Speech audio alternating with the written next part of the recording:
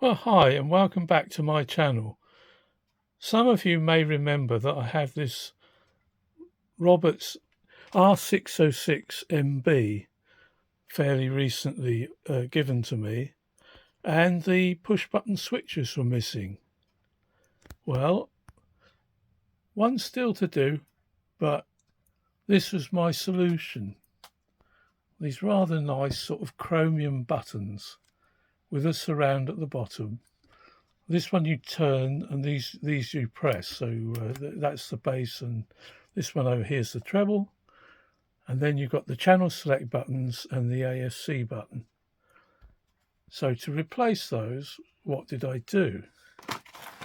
Well, it turns out that I've seen quite a few of these pens around. And I thought, oh, look at the top of that. A nice chrome button with a nice chrome surround. Would it do? Well, as you can see, yes, it is possible to buy a batch of 10 of these novelty pens, and they're not that expensive, and then use some of the tops to replace these push button switches. This piece on the end does just unscrew, leaving the ferrule still on there. And then I had to carefully bore them out very slightly so that they would fit. I think it was maybe 4.5 mil or something like that. But I just bore them out slightly so they fitted on there, and then just a small dab of glue to hold them on. And that got them into this state with there's still a big hole there. And then I suddenly thought, well, why don't I just use the ferrule off of the pens for that?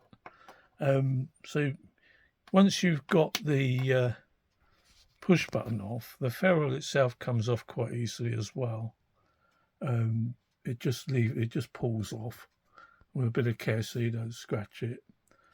And then what I do after that, because it's loose in the hole, I then get a piece of heat shrink, and I marked up 4mm or just under 4mm, and then use the knife just to slice a piece off and put it on the ferrule, and that's just enough to widen it out so it's a nice push fit in the hole in the radio, and that gives you these rather nice chrome buttons. Now the marking around them is unfortunate because the paint has come off the other side of the dial plate.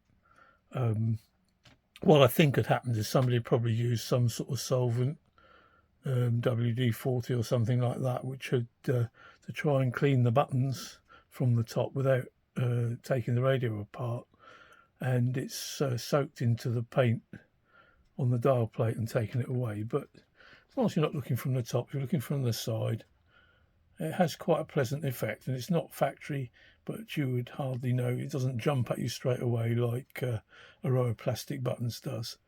So yeah, I just thought it was an interesting thing to share, so I hope you liked it, and thanks for watching. Goodbye.